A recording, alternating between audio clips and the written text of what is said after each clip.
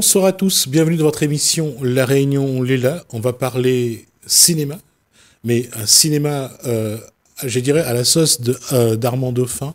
On va voir qu'est-ce qu'il propose, c'est dans Cosmo Réunionnais.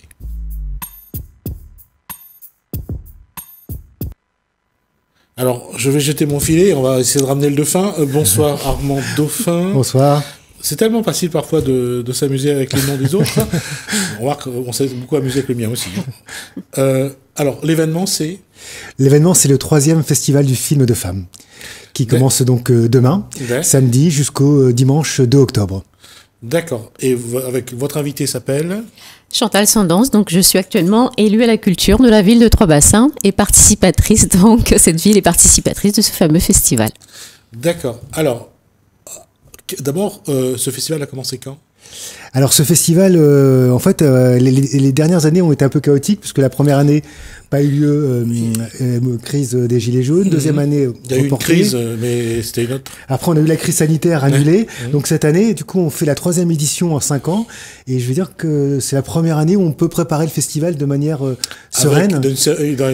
Voilà, parce que l'année dernière, c'est vrai qu'on était à 3 semaines du festival, on était encore en couvre-feu, on savait pas ce qui allait se passer, on savait que tout allait très bien se passer. Mais bon... on a la tête vers le ciel, on se dit mon Dieu, j'espère que ça va bien marcher. Alors, le thème de cette 3e édition. Le thème du festival, c'est un festival du film de femmes, un festival du film généraliste qui parle de la femme, avec des films engagés, mais aussi des biopics, des films plus légers aussi, parce que c'est aussi important de voir la femme sous cet aspect. Et donc, le festival se déroule sur plusieurs sites, plusieurs villes. Donc, il y a la ville de Trois-Bassins, où on commence demain, la ville de Saint-Paul avec l'espace Le Comte de Lille, et la ville du Port avec le casino. Là, j'allais dire, dans ce contexte local, réunionnais, comment vous, qui êtes élu, vous définissez la femme ? La femme réunionnaise, je pourrais vous en parler pendant des heures, bien que je n'ai pas... On a 20 minutes là. Oui, je l'entends et c'est bien dommage. Mais Télécreux va produire une série bientôt. C'est bien dommage. Mais la femme réunionnaise, elle est avant tout belle. Belle dans son identité, belle dans sa créolité, belle dans ce qu'elle est, belle dans ses combats aussi, parce que nous avons des femmes qui combattent au quotidien et il est normal qu'on les reconnaisse aujourd'hui. Nous avons des femmes qui sont multiculturelles et qui sont avant tout des mères, des jeunes filles, des femmes à qui aujourd'hui nous devons. On a ce droit, ce devoir de mémoire envers nos femmes réunionnaises. Ce que trop longtemps ignoré, malheureusement. Donc aujourd'hui, nous avons vraiment ce double devoir de mémoire, mais également un devoir de reconnaissance. La question est pour vous deux, et ça va pas sans doute plaire à Armand Dauphin, de la façon dont je vais le poser. La femme a toujours eu une difficulté, la difficulté d'exister par rapport à l'homme, dans toute l'histoire du monde et depuis que le monde est monde. On voit aujourd'hui, c'est un paradoxe, nous qui donnons des leçons aux autres, nous, le monde occidental, qui croyons que nous sommes meilleurs, que nous respectons mieux que la femme, que d'autres civilisations, on se rend compte que c'est pas vrai. Que l'homme a, pour une raison que j'ignore, a peur de la femme. Et tout est fait pour que la femme soit cantonnée dans des rôles subalternes. Qu'est-ce qu'on peut attendre d'un événement pareil ? Quel message vous voulez faire passer ? Et la question est pour vous deux. C'est vrai que ce festival apporte sa pierre à l'édifice sur la condition de la femme rayonnaise, la condition de la femme dans le monde. On a plusieurs sujets qui sont mis en avant extrêmement forts. On a aussi des gens qui viennent témoigner. Donc ce festival est une porte ouverte, est un endroit de parole, est un endroit d'échange. Et j'ai envie de dire qu'à notre petite échelle, on a aussi envie de faire changer la situation et la place de la femme rayonnaise et dans notre société. Et surtout le regard que l'on peut porter sur nos femmes et sur les femmes en général, que ce soit en politique, je vais pas vous l'apprendre messieurs, ou que ce soit dans notre vie quotidienne. Ce festival est résolument engagé, c'est-à-dire que ce festival il est résolument féministe.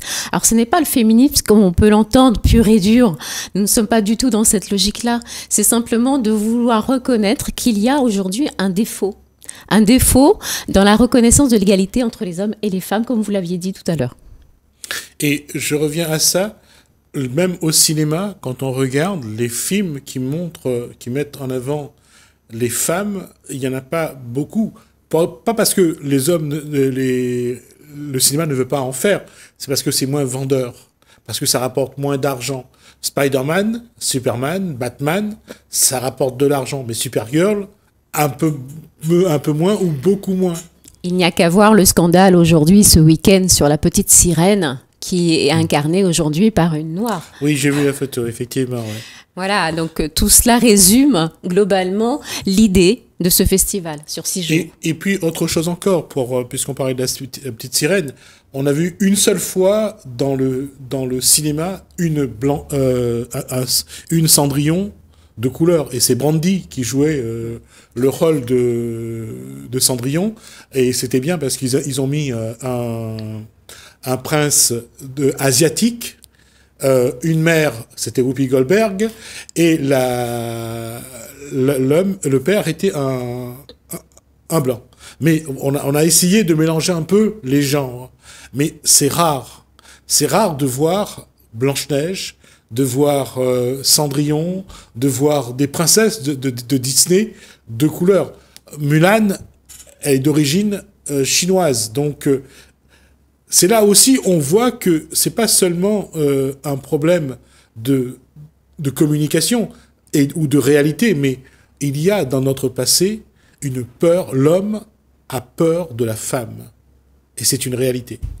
Oui, après, c'est vrai qu'en matière de cinéma, de toute manière, le cinéma a été fait par des hommes blancs. Après, il y a des stéréotypes, de toute manière, aussi sur les femmes au cinéma. On sait bien que les femmes, au-delà d'un certain âge, au-delà de 40 ans, ont plus de difficultés à faire leur carrière. Exister dans le cinéma. Après, c'est vrai qu'il y a des épiphénomènes où on essaye d'aller sur des tendances. Alors, en Princesse Noire, on a eu Pocahontas. Donc, ça a été une tentative pour voir. On a fait aussi, Disney avait aussi lancé Dora, l'exploratrice, en dessin animé pour tout voir. Tiens, est-ce que la communauté latino va répondre? Après, donc il y a des tentatives comme ça qui sont isolées. On a aussi, si on parle de ça, on a aussi en France, où pendant très très longtemps, on n'avait pas de comédiens qui avaient des premiers rôles qui soient noirs ou arabes. Donc c'est arrivé petit à petit. On a quand même eu en France, il a fallu entendre la fin des années 80 pour qu'un homme noir embrasse une femme blanche. C'était donc Isaac de Bancolé qui embrassait Josiane Balasco dans Les Keufs. Mais dans les keufs? Les keufs, ouais, tout à fait. Ah non, je pensais que c'était l'autre. Les hommes préfèrent les grosses. Non, c'est les keufs. Non, mais ça montre bien. Et on le voit. Et bon, il est décédé cette année, je crois, Sidney Poitier. Oui. Mais c'était, en plus, devine qui vient dîner ce soir. Oui. Un noir et une blanche qui veulent se marier. Spencer Tracy joue le rôle du père de la fille, et on voit c'est dans la chaleur de la nuit, je crois, plutôt. Non, c'est dans... Devine qui va dîner? Oui, Devine qui va dîner, ouais. Devine qui va dîner ce soir, et on voit bien ce climat, au cinéma, de sentir ce climat qui pèse, parce que un noir veut épouser une blanche. Oui, tout à fait. Je crois qu'il faut passer au-dessus Je crois qu'à un moment donné, sans vouloir donner de leçons, nous avons été, nous en tant que créoles, baignés dans la peur, baignés dans les angoisses, volontairement ou involontairement. Non, je crois qu'il faut là aussi qu'on revienne à quelque chose. Notre histoire a un peu moins de 400 ans. L'esclavage, l'engagisme, c'est j'allais dire la communauté de couleur qui a vécu dans la peur, justement, dans la peur, dans la souffrance et dans la misère, ce qui fait que ces générations-là, les générations qui suivent, comme la peur se transmet, ont intégré malheureusement.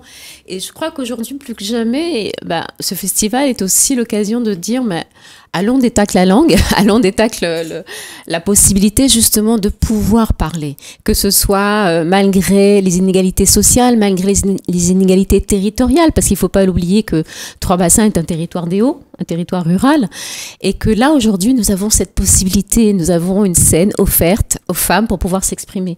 Alors juste... et après ce qui est important aussi, et ce qu'apporte ce festival à travers le cinéma, c'est que le cinéma a aussi une vraie force de frappe. Il va permettre aussi de montrer aussi des femmes qui réussissent, et tout le monde a besoin des femmes inspirantes. Des femmes inspirantes, tout à fait. D'avoir des modèles. Une question juste, là, je vais vous poser une colle à toutes les deux. Donnez-moi quelques noms de femmes dans l'histoire de La Réunion qui vous paraît inspirantes. Oh, il y en a tellement. Ça, c'est vraiment une réponse... Non, mais c'est vrai, c'est vrai. Là, je dirais que, par exemple, là, sur le festival, l'année dernière, on avait Erika Veillot.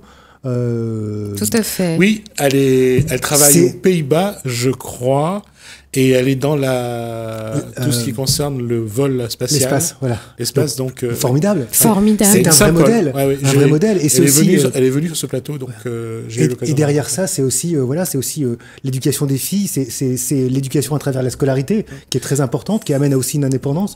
Donc, il y a tout un...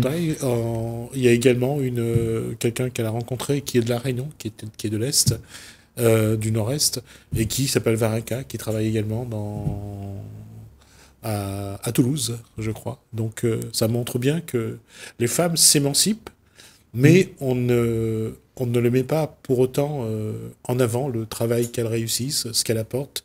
Et c'est ça un peu dommage aussi, parce que même les médias sont un peu frileux à ce niveau-là. Tout à fait. Pour ma part, je citerai quand même Laurence Dallot. Laurence Dallot-Gauvin, qui est la première à agréger de la langue créole. Oui, aussi, oui. Voilà.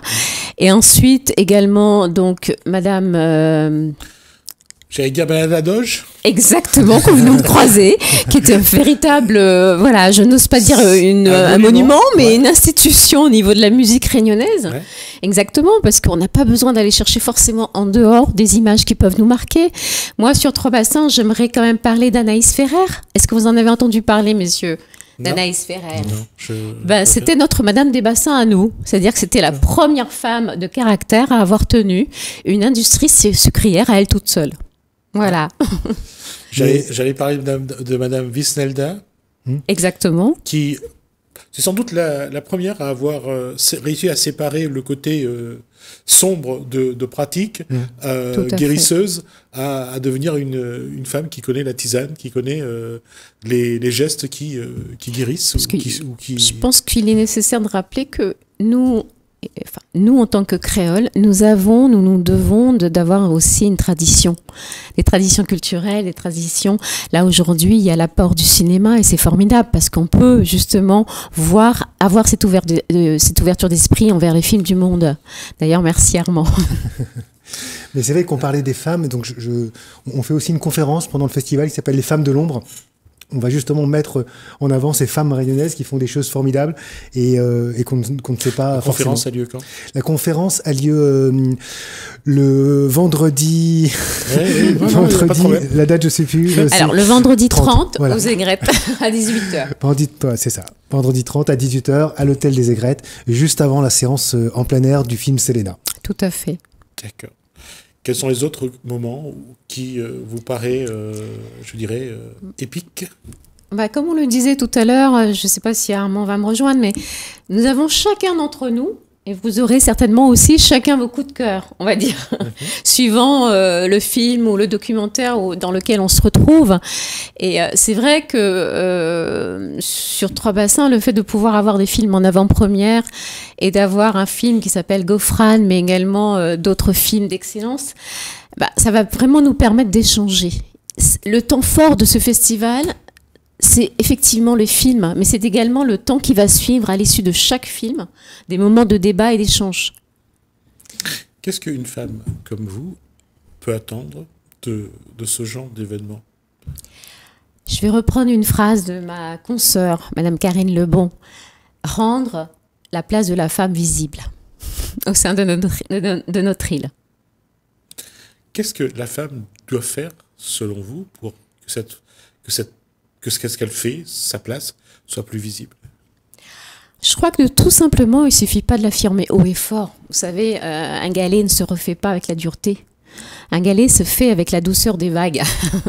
Nous avons cet apport-là, c'est-à-dire comment les femmes, à travers leur humanité, leur douceur, peuvent apporter le changement au niveau de la société réunionnaise. Moi, j'ai envie de finir sur cette note optimiste.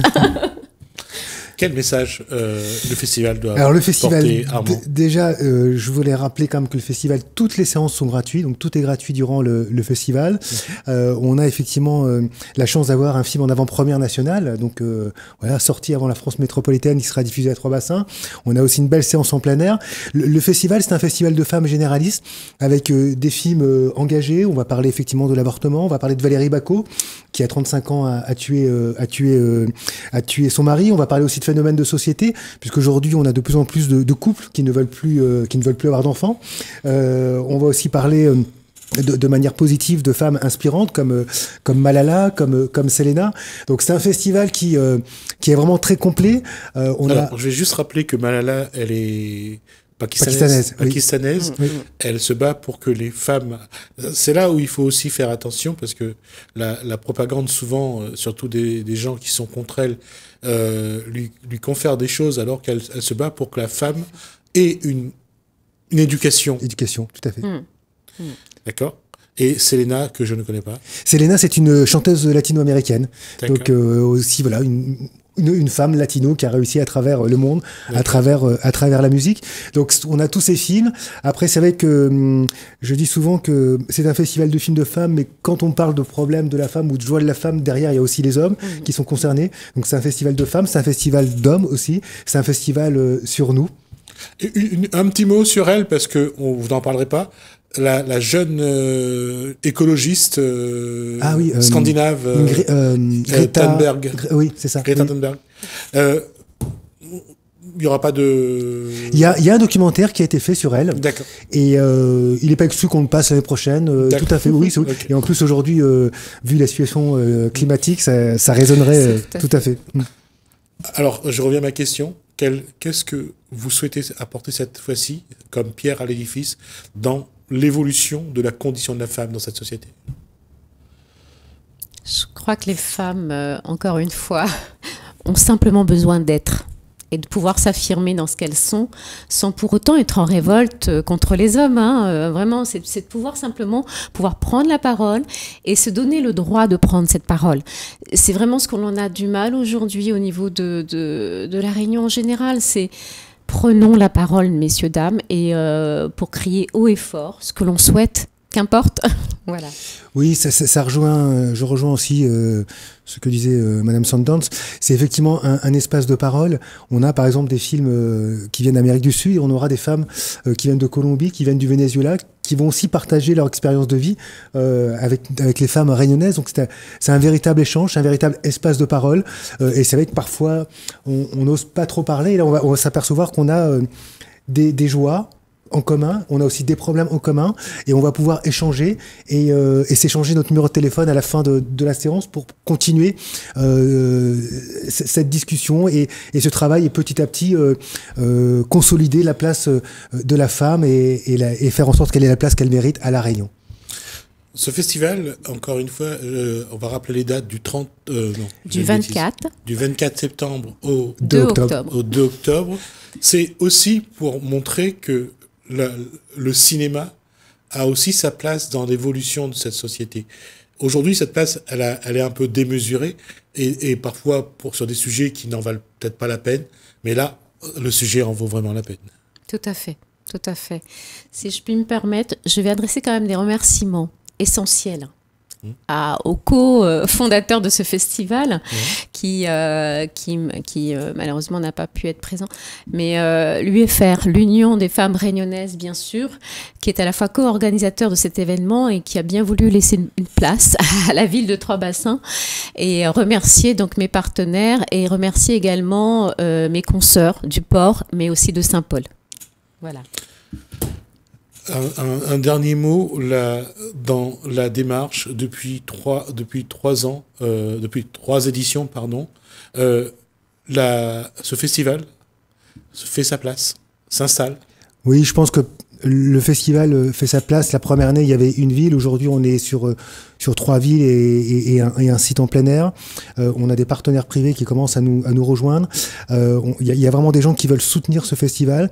On a vu aussi petit à petit un public qui est autant, enfin, mélangé homme-femme et mélangé aussi au niveau des ethnies de la Réunion. Donc c'est un festival qui s'ancre petit à petit et en lequel j'ai de grande confiance et de grandes ambitions.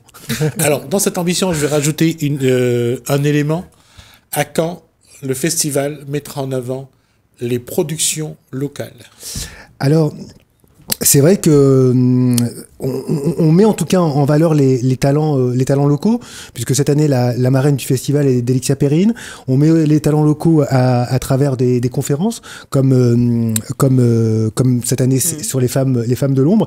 Et après oui, tout à fait, on envisagera un moment. Alors on est plutôt sur du court métrage que sur du long métrage, mais pourquoi pas de faire un programme avec des cinéastes réunionnaises. L'année dernière, on avait des films locaux.